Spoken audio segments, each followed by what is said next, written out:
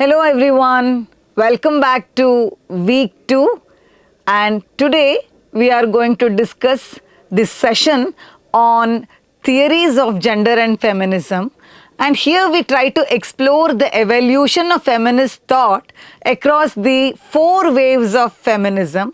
We also will try to understand how each wave or phase responded to changing social, political and cultural changes. I would like to introduce you all to key concepts such as wave metaphor, intersectionality and digital activism. Also, I would like to highlight the continuous tension around race, class, sexuality and ultimately global inequalities. By examining major concerns, strategies and debates starting from first wave feminism, wherein there was struggle for suffrage, to fourth wave online movement like the famous Me Too, this session equips you all to critically analyze gender justice in both historical and contemporary perspectives. Now, coming to the feminist waves, this refers to broad historical phases in which feminist activism and theory surged, shifted focus, and responded to change in terms of social, political, and cultural conditions. Each wave has distinctive priorities and strategies, yet they overlap and interact, shaping an evolving struggle for gender justice that continues till date. Understanding these 4 waves help clarify both continuities and tensions in feminist thought, including debates about race, class, sexuality, and global inequalities. Now, coming to the concept of feminist waves, this wave as a metaphor emerged in the late 1960s when commentators and journalists began to distinguish the then contemporary women's liberation struggle from earlier suffrage campaigns, especially the first wave feminism. Historians now typically describe 4 major waves spanning from the 19th century to the digital age, though some scholars criticize the whole idea of this metaphor for oversimplifying diverse and overlapping movements. Despite its limitations, this framework remains influential in understanding gender studies, pedagogy, and the popular discourse because this offers a structured way to track shifts in feminist agendas and identities over time. Now, coming to the first wave feminism, this idea was developed in the late 19th and early 20th centuries, largely in Europe and North America, in response to women's exclusion from political citizenship. Activists focused on legal and civil rights, especially suffrage, property ownership, access to education, and marriage law reforms, arguing that women should be recognized as rational individuals and citizens rather than sole dependents. Some of the key figures in this movement included Elizabeth Cady Stanton and Susan B. Anthony in the United States, Emmeline Pankhurst in Britain, and leaders such as Vida Goldstein in Australia, along with lesser recognized black and indigenous reformers like Sojourner Truth and Ida B. Wells, who campaigned simultaneously against slavery, lynching, and gender oppression. Many first-wave organizations adopted liberal frameworks seeking formal equality through legislation and constitutional change rather than revolutionary transformation of social structures. First-wave feminism had significant achievements, including women's enfranchisement in many countries and incremental reforms in education and property law.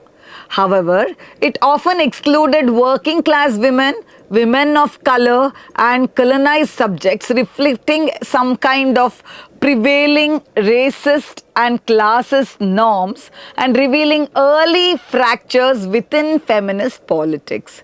These exclusions would become central targets of critique in later feminist waves, especially among black, post-colonial and socialist feminists who challenged narrow white middle class definitions of women's interests. Second wave feminism emerged in the early 1960s and extended through the late 1980s, intersecting with civil rights, anti-war and student movements. Its core insight was that gender inequality permeates not only public institutions but also intimate and personal life, popular culture, and everyday social practices, prompting this famous slogan that personal is political. Major concerns included workplace discrimination, reproductive rights, sexual autonomy, the gender division of labor, and violence against women. Liberal feminists on one side campaigned for equal pay, anti-discrimination law, and access to professional careers, while on the other hand, radical feminists analyzed patriarchy as a system of male domination rooted in sexuality, family structures, and control of women's bodies. Socialist and Marxist feminists linked gender oppression to capitalism, arguing that women's unpaid reproductive labor sustains economic systems and that liberation requires transforming both class and gender relations. Second wave feminism also confronted cultural representations of femininity, critiquing media images that confined women to domesticity and beauty ideals. Debates arose around sexuality, pornography, and lesbian feminism, while some activists advocating sex-positive approaches and others framing pornography as inherently exploitative, revealing deep rifts over how to conceptualize the whole idea of sexual freedom and violence. In many countries of the global south, second wave style activism intertwined with anti-colonial and nationalist struggles as women organized around land rights, literacy, health, and state violence. These movements contributed early critiques of Western-centric feminism and insisted that feminism must address imperialism, poverty, and radicalized state power alongside patriarchy. Now, coming to third wave feminism, this is commonly dated from the early 1990s, sparking symbolically by Rebecca Walker's declaration of a third wave in the year 1992, and this was influenced by post-structural theory, queer politics, and also the rise of global media culture. Third wave feminists often position themselves as the daughters of the second wave, affirming its gains while challenging its perceived universalism and normative assumptions about gender, sexuality, and race. A defining theoretical innovation was the embrace of intersectionality, which we discussed earlier last week, as a concept articulated by Kimberly Crenshaw to describe how structures of oppression such as racism, sexism, and classism intersect to shape the experiences of women of color. Intersectional feminists argued that gender cannot be analyzed in isolation from race, ethnicity, sexuality, disability, or nationality, insisting that feminism must foreground those who are multiply marginalized. Now, coming to the third wave feminism, it also drew on postmodern and queer theory to destabilize binary notions of sex and gender, questioning the idea of a single fixed category, women.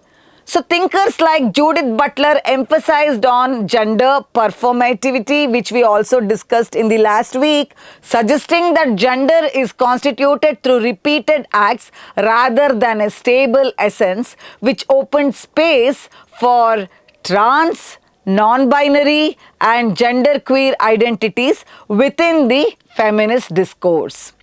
Third wave feminists experimented with reclaiming femininity, sexuality, and popular culture, embracing practices that earlier feminists had sometimes dismissed as trivial or oppressive. Riot girl music scenes, zines, and campus activism combined critiques of sexism with punk aesthetics, while younger women engaged with fashion, beauty, and media, especially the bra burning campaign, through an ethos of choice and self-definition, sometimes provoking concerns about neoliberal individualism. Third wave feminism was also increasingly transnational, highlighting issues such as sweatshop labor, migration, and global governance, while critiquing Western savior narratives about third world women. Nevertheless, tensions persisted about how to practice genuinely decolonial and anti-racist feminism without reproducing global hierarchies of knowledge and leadership. Fourth wave feminism.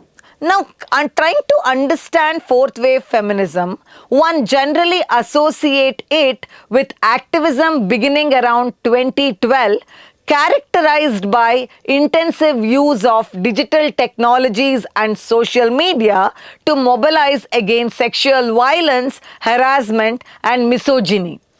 Online platforms such as Twitter, Facebook, Instagram, and blogs enabled rapid circulation of feminist narratives through hashtags and campaigns, expanding both the visibility and vulnerability of feminists in networked public spaces. Central concerns included sexual assault, workplace harassment, rape culture, body shaming, and structural inequalities embedded in institutions like universities, workspaces, and legal system. Campaigns such as Me Too movement, slut walks, and various national level protests against sexual violence exemplify a fourth way emphasis on survivors' voices, accountability, and transformation of social norms. Fourth wave feminism takes intersectionality as a core principle rather than a marginal critique, insisting that campaigns must attend to race, sexuality, disability, class, and trans identity from the outset. Activists highlight how digital spaces reproduce racism, homophobia, and transphobia while also offering tools to cross border solidarities, particularly among youth and marginalized communities.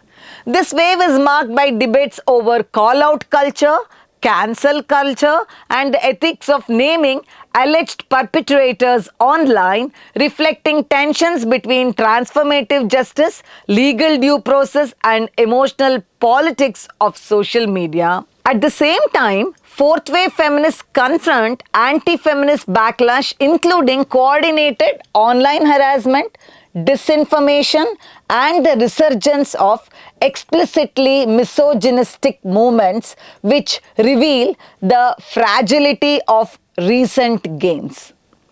Now, let's try to understand the continuities and tensions across the four waves.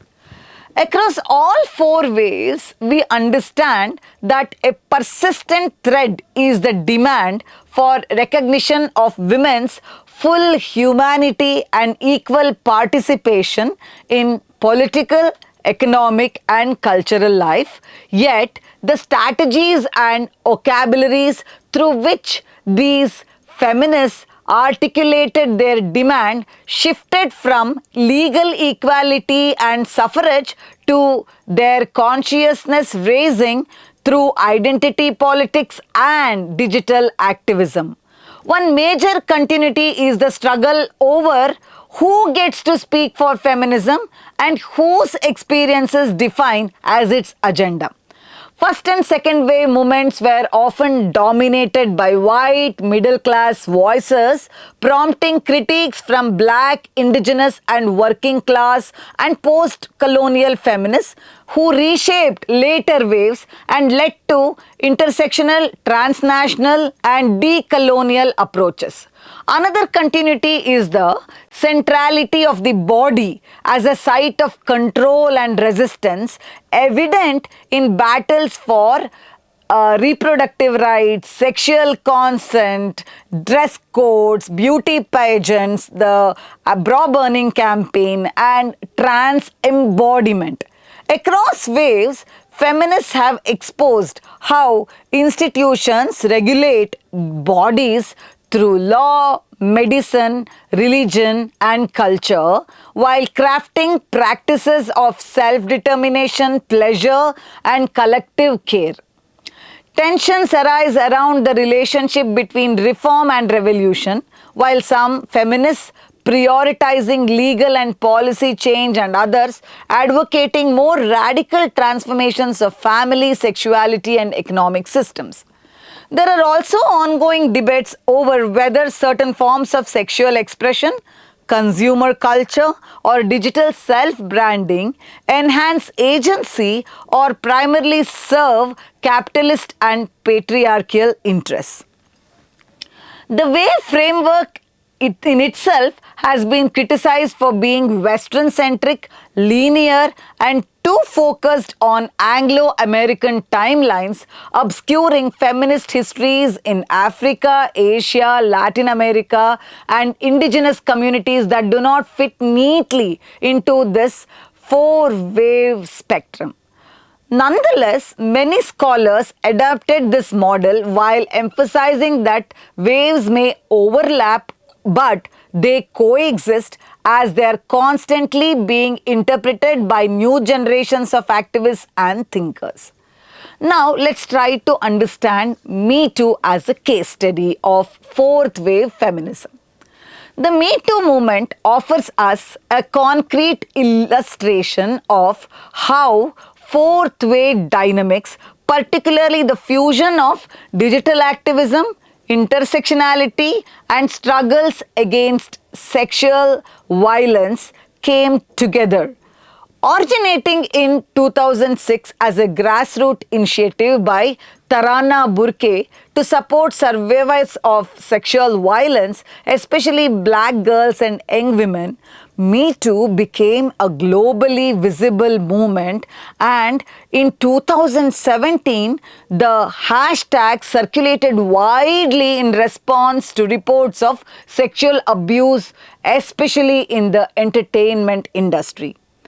Me Too exemplifies fourth wave feminism's reliance on social media platforms to amplify survivors' testimonies, generate solidarity, and pressure institutions to address harassment and abuse.